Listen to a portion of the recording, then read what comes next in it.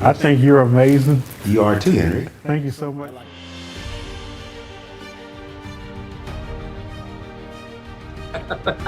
Well, Perry, you are awesome. Thank you, brother. Thank you, and I appreciate you what you're doing too, buddy. Well, thank you. Because if you allow the world to define you, if you allow friends to define you, if you allow your spouse to define you, or anybody to define you outside of how God sees you, that does open the door to rejection. God bless you. I hope y'all have an amazing day. Thank you, Brother Henry. Thank God you. bless you too. Thank you for having us. Welcome to the Brother Henry and You Show. I am your host, Henry Harris. It's such an honor to be here with you today. I am so grateful to be here today because we have such an amazing program. As you know, people from all over the globe is celebrating the life and legacy of Bishop Carlton D. Pearson. Well, we wanted to be a part of that too, and I couldn't think of a better person as a guest to have on other than my dear and precious friend Solomon Buckley. Solomon Buckley is an apostolic leader, director of Fresh Wind International Missions Base Incorporated. He's also the senior pastor of the Rock of Salvation Foursquare Church in Kansas City. Thank you, Solomon, for being on the show today. Thank you so much for having me, Henry. It's such an honor to have you. Our subject is, who is Bishop Carlton Pearson? I just would like to start out by saying that Bishop Carlton Pearson was many things to many people. He was a bishop to some people. You know, when you think of Bishop Carlton Pearson, Solomon, you think about Azusa, all that hand clapping. Azusa, foot stumping, Yeah, and I was thinking about foot something else kneeling. too, Solomon. Yeah, I was thinking about something else too, Solomon. Okay. When you think of Bishop Pearson, you not only think of Black history, but you're also hmm thinking about the history of Pentecostalism as well, which he was a Yes. huge part of. And Bishop Carlton Pearson was a singer. He hmm was an author. He was a father. He was a spiritual leader. So I'm only saying all that to say that hmm when you say who is Bishop Carlton Pearson, he was many things to many people uh, in Absolutely. in respects to whatever he was in their lives. hmm This show, the emphasis is who was he to us in the moment when we were with him? How did he make us feel? What conversations did we have with him? What was it like to be in the same room with such a legend as himself? Solomon and I was there that day. I Yes, had you are.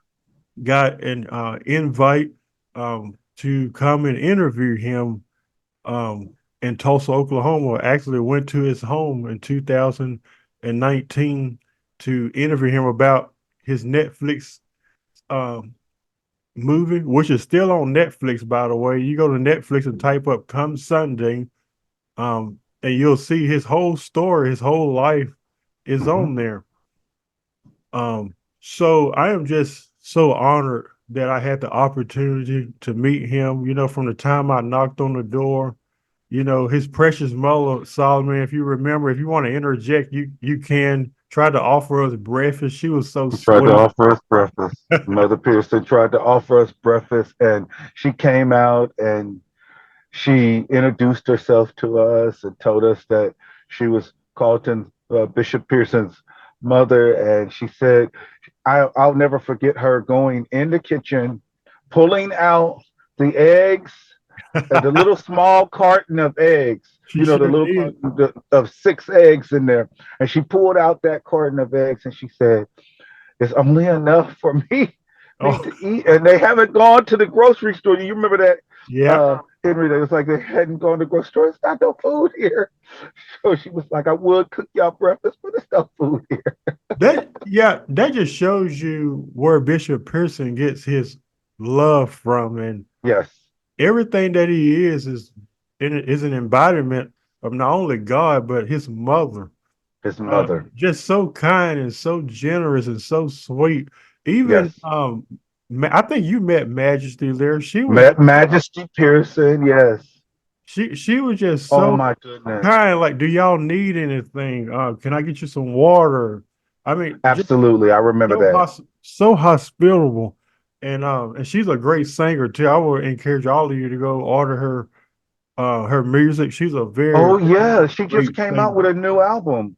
Yes, she did. I would Yeah. love to encourage people to go order that. So, Solomon, we were in the kitchen. I think Bishop's it was a guy that was there. I don't remember his name. It wasn't Mike, even though Mike Williams was there. But there was another Uh-huh. guy that was there that worked with him for a long time. We was kind of talking to him, chatting with him, because Bishop was in the back, Mm-hmm. getting ready. So, um, I'll tell you how I felt knowing that he was getting ready to walk out. Um, Mm-hmm. I felt stoked. um, because as a child, you watch him on TV, TBN Mm-hmm. and things like that. And I'll be honest with you, my heart was like boom, boom, like going really fast. And I had to tell myself, like Malachi, he's like he teaches meditate, breathe. Believe. Because man, I was like excited, and then he walked out from the back my heart was just like, is this real? Like, Right, what right, was your right. experience, Solomon? Well, let me backtrack just a little bit if I can. Sure. Um, the other person that we talked to initially after we talked to Mother Pearson in the kitchen was Sam, Oh yeah, Sam. Bishop's Bishop Pearson's godson, Hmm. and also he works security for Bishop when Bishop was speaking anywhere throughout the United States, anywhere he would go and minister. Sam would be with him, and so Sam was talking to us in the kitchen. Um, and Sam was taking us through uh, just relax, you're going to be okay. Yeah. Bishop's going to treat you okay. He's going to love on you guys and he's going to treat you just like family and just relax. Are y'all nervous? And I'm like, the more you talk, Sam, the more nervous I'm getting. And so I was feeling nervous. I was feeling really excited. Just to backtrack, before we got to Tulsa, it was uh, my drive with uh, with the people that were driving me to Joplin at the time, to where you were, and from Joplin, then we got connected and went to Tulsa from there. So I was just nervous across the board because like, what is it gonna be like? Is he gonna like us? Yeah. Um, I've met others, some celebrities, and sometimes they're not too very nice, too Yeah. friendly. But it's like, how am I gonna feel? Is he gonna push us away? All of that. And so I'm dealing with all that. And so meeting Sam helped to kind of ease that anxiety. Yeah. And then after he said that, here comes Bishop coming out of the room Yeah. into the kitchen. Sure did. He came straight to the kitchen. And he I think he introduced himself to you first, Yes, and you told him who you were, and I told him that I was from Kansas City, yeah. Missouri. And he says, "You must be Henry, the one that's interviewing me." And I said, yeah, yeah, yeah. People think we're joking. Those that were there, I'm telling you, I was a people watched that interview and they're like, Henry, you seem so you had your composure, but they didn't realize like I was so freaking nervous. Mhm. And like I'm glad that, Sam kind of like, it's all right. He's very personable, you Just know. breathe. Yeah. Just breathe. I think one thing that I find most memorable about Bishop Pearson is that I don't know how you feel about it, Solomon, was that he's the same person that he is on TV. Absolutely. And Absolutely. when people started to attack him and dehumanize him and pretty much assassinate his character because of his evolution, and when I actually met him, I said, this man is nothing like the way people are betraying him to be. He's one of the most Absolutely. kindest, Humble, humble gentle. people that I've really ever met. And I'll say it again. I feel like he treated us like we were his own sons when we were He little. did. He did. He treated us with just, I mean, he took personal time with us. Bishop had to travel the next day to Dallas, Texas to minister with some other ministers. I believe it was a group of ministers that he was going to go help them. I believe he was doing some community activism Hmm. uh, to help them over the hump of some things. I believe uh, trying to get finances and food and resources into the people. And that's who Bishop Carlton was. He was not just a religious leader in the Pentecostal charismatic world, evangelical world, but he was also, he did a lot of standing up for people and really helping communities and helping in other cities. One of the things that I would interject about was when I met um, Bishop Carlton Pearson in person. It was not my first interaction with Bishop Carlton Pearson. Oh, okay. Years prior, years prior, Bishop Ebenor Jordan, Zoe Ministries New York, had a was doing the conference calls. And I just so happened during that period of time, I was listening into a lot of the live conference calls that Zoe Ministry was having. And that particular day, prior to us going, years prior to us going to Tulsa, Bishop Carlton Pearson, he had invited Bishop Carlton Pearson to one of his conference calls. And Bishop Carlton Pearson wanted to meet the pastors that were on the line.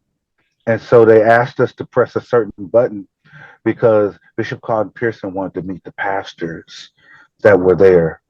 And so, with me being a pastor, they asked us to announce the name of our church Hmm. and announce the ministry that we had, that we were pastoring.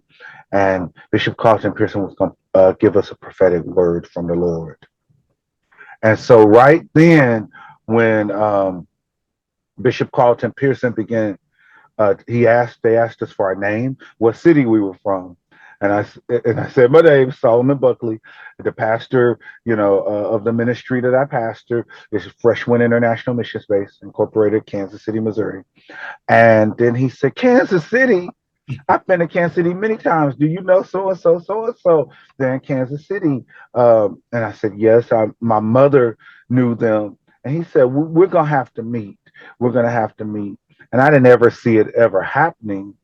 But it was that moment, Bishop Carlton Pearson began to give me a prophetic word that began to take me to a whole another level. He told me that I was going to stumble into the miraculous and Ooh. that God was going to use me in some ways, and that I was constantly going to be in a season of evolution in my expression of knowing God. Hmm. And so I didn't know what he was talking about, but I began to put pieces of the puzzle together when we went to Tulsa, Henry, when we went to Tulsa, Oklahoma, and I began to have a personal conversation with Bishop Carlton Pearson about where I was currently, not knowing that I was about to be excommunicated out of a group, No. uh, not because I met Carlton Pearson, but Yeah. because I was going to begin to stand up for what I really believed in. Yeah. And what I really believed in was not Gnosticism, not Christian nationalism, not any of those things. But when I began to, after I met Bishop Carlton Pearson, it helped me to develop my voice. Yeah. And after I met Bishop Carlton Pearson, you begin to notice a change that I just started speaking out Yeah. about what I was really passionate about. But prior to that, I was just going along to get along. And Yeah. by meeting Bishop Carlton Pearson, that helped me to come out of my shell and really stand for what I believe.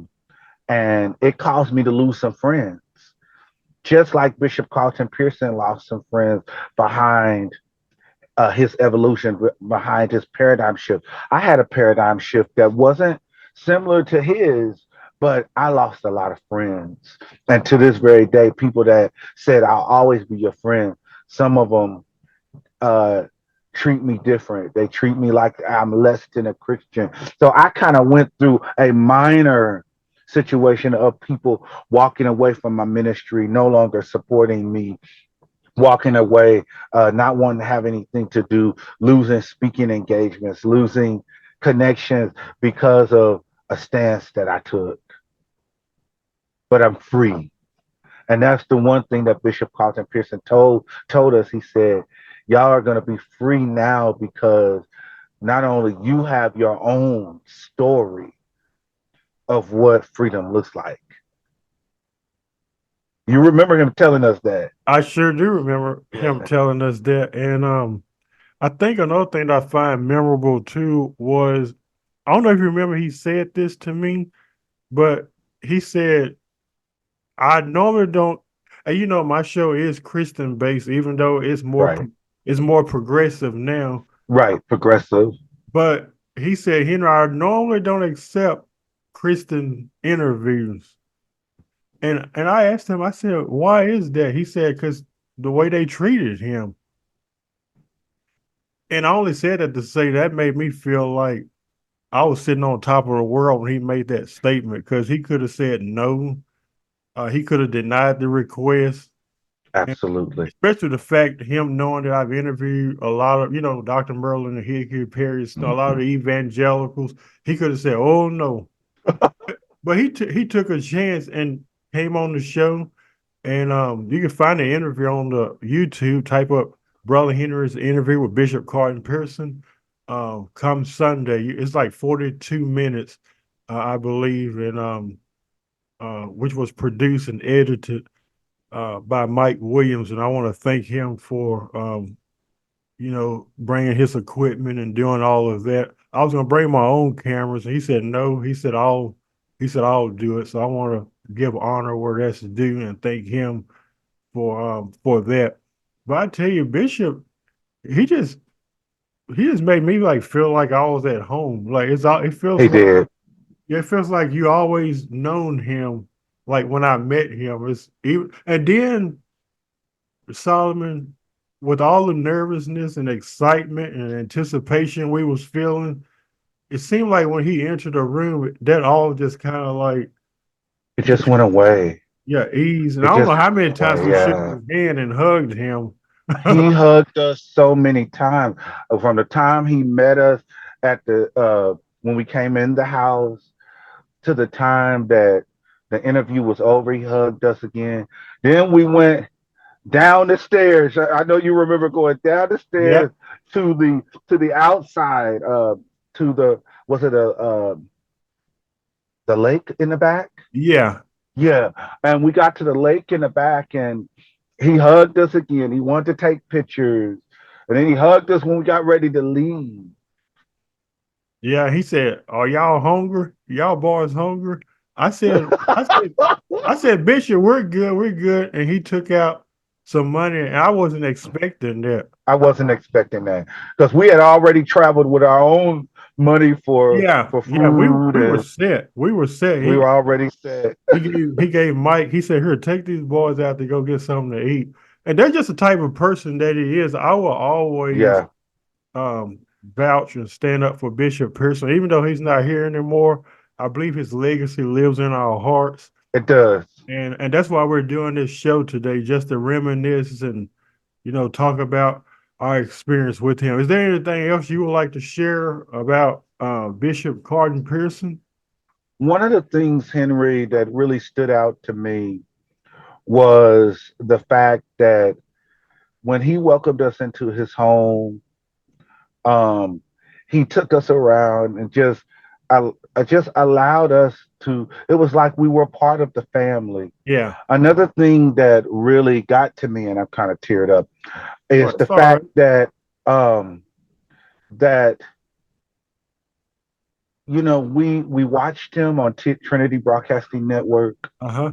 Um, Many of us watched the Azusa videos, Azusa convention videos, but the one thing that stuck out to me is the fact that I remember as a little boy telling my mother I wanted to meet Bishop Carlton Pearson. And my mother told me, my mother's been deceased over 25 years. And so um, she told me, you will meet Bishop Carlton Pearson. I didn't know I would be in my 30s when I would finally meet Bishop in person. But that was kind of like a really um, a moment for me, very sentimental moment Yeah. because I was having flashbacks of all the Azusa days, having flashbacks of even the new dimension, um, the evolution that Bishop had, but um, it never stopped me from wanting to meet him. I Mm. believe one of the things, Henry, I'm going to say this publicly. If you can throw Henry away or myself away just because we have um, a paradigm shift, you were never my friend. Oh, wow. That's powerful. Man, I'm telling you, those that because I went through a throwing away. You remember that in I sure 2020. do. Yeah, I you went through a throwing away where people threw me away just because I said I don't believe in Christian nationalism. They mhm. threw me away. I don't believe we should be prophesying, who's going to be the next president of the United Yeah. States. And so a whole group of people threw me away and basically said, I'm going to say it. They basically said, "To hell with you." Yeah. So they actually put me in a state of hell, and I mean, to this very day, I see these people, and I've seen some of these people, and they've thrown shade. So just in our communities that we're in, I think we need to be careful how we handle people. Mhm. Whether you have a paradigm shift, whether you decide tomorrow that you no longer embrace evangelical Christianity as you know it, I believe you just need to be careful how you treat people Yeah. because so many people will claim, I love you, but where were you when I was in the pressure cooker? Yeah. And I went through a season in my own life, and I know this is not about me, but I went through a season in my own life where I fell into a deep, deep depression because of the fact of the way I had been handled. Mm. The Can way I had been handled. can you imagine how Bishop Pearson felt? I couldn't imagine how he felt on the national and international scale because he was on an international and national platform. And on top of that, you got to remember, Henry, Bishop Carlton Pearson pastored one of the largest interdenominational churches Mhm. during that time of the 80s and 90s. It was over 6,000 people that went to higher dimensions. Mhm. I mean, you had churches that couldn't even get rack even 600, 700 people during that time. Yeah. They had a couple hundred and they thought they were mega, and for him to lose all of that, to be ostracized, to be told that he couldn't get his hair cut at a certain salon, the cleaners wasn't going to take his clothes. I mean, it was almost like everything was shut in his face. Mhm. And here we get angry if, I mean, pastors that I know get angry if 5 people leave their church in 1 month. Yeah. They think that's persecution. That's nothing. Well, I tell you, it seems like Carton Bishop Carlton Pearson's story is your story, and Bishop Carlton Pearson's story is my story, and, Absolutely. and Bishop Carlton Pearson's story is everybody's story. Being rejected and pushed aside, like what you said. They were never your friends. You're never your friend. The crazy thing, that the saddest part is that Solomon, you are so crafted and talented and anointed prophetically. Mhm. You spoke things over my life that has come to pass. People look at those gifts, and then once, like you said, you have a shift in your theology, or maybe God is showing you something different. All of a sudden, they act like they don't know you, but you utilize my resources, my money, my time, my talent, and you just throw me away like that. It's like, I don't feel like that's an embodiment of the Jesus that we preach. It's Um, not. it's really not. So, do you have any last? We got about 5 minutes. You got any last statements you would like to make? I want to give a shout out to Malachi, who is leading the expanded consciousness movement. I'm just going to say it, expanded consciousness movement. Malachi, we just want to say to Malachi, keep running with the torch that you've Thank you, been given. Malachi. And thank you, Malachi, not only for for accepting all of us and loving all of us. I had some interaction with Malachi recently, and it was very graceful. And I look forward to the day of meeting Malachi in person. But I want to say to you, Malachi, continue to run with the torch that you've been given.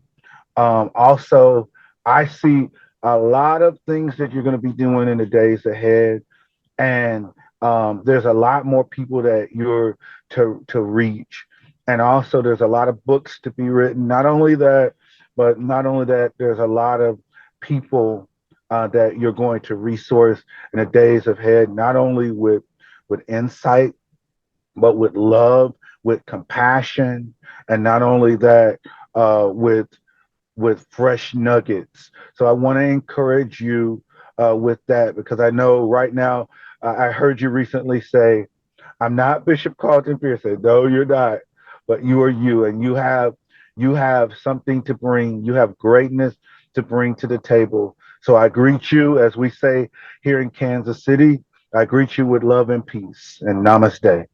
That's awesome. I really appreciate everyone for listening to our interactions. Now, you may be watching. What was your experience with Bishop Carlton Pearson? Would you mind putting that in the comment section? Whether you met him in person, Wow. whether you've seen him on TV, how did he make you feel?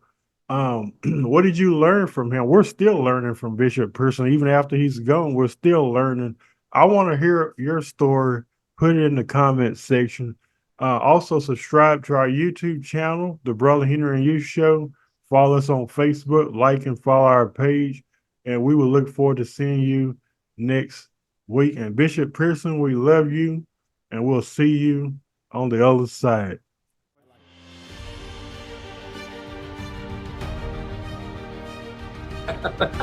Well, Perry, you are awesome. Thank you, brother. Thank you, and I appreciate you what you're doing too, buddy. Well, thank you. Because if you allow the world to define you, if you allow friends to define you, if you allow your spouse to define you, or anybody to define you outside of how God sees you, that does open the door to rejection. God bless you. I hope y'all have an amazing day. Thank you, Brother Henry. Thank God you. bless you too. Thank you for having me.